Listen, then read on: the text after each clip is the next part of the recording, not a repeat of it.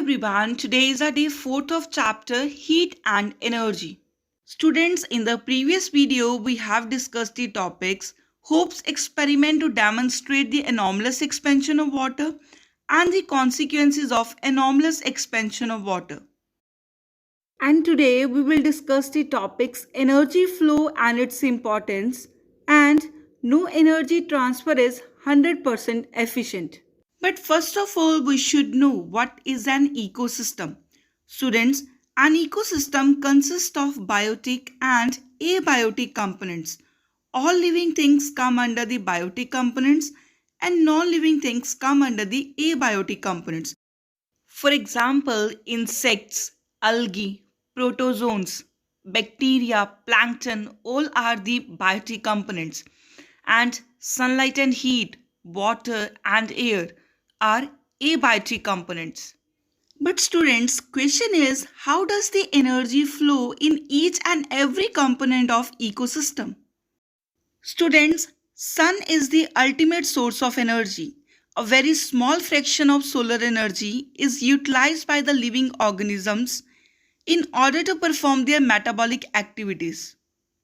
At first, solar energy reaching to the earth is being consumed by plants during the process of photosynthesis, which help them to prepare their food. So they also known as autotrophs or producers.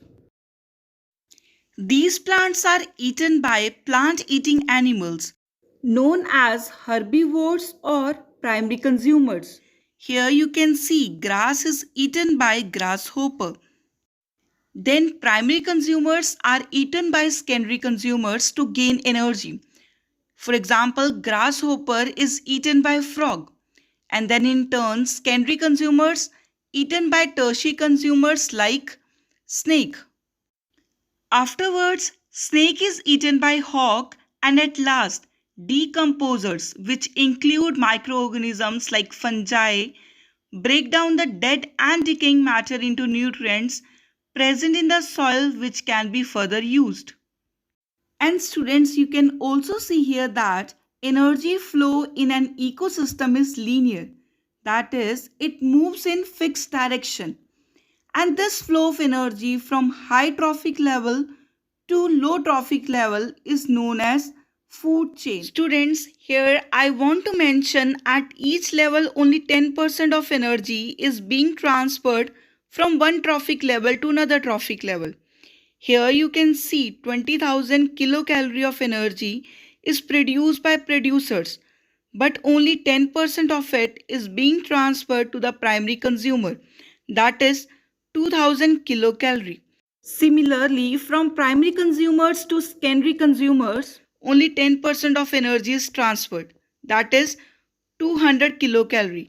Similarly, from secondary to tertiary and tertiary to decomposers, only 10% of energy is transferred. Now, our next topic is no energy transfer is 100%. Student, just now I have explained to you that only 10% of energy is transferred from one level to another.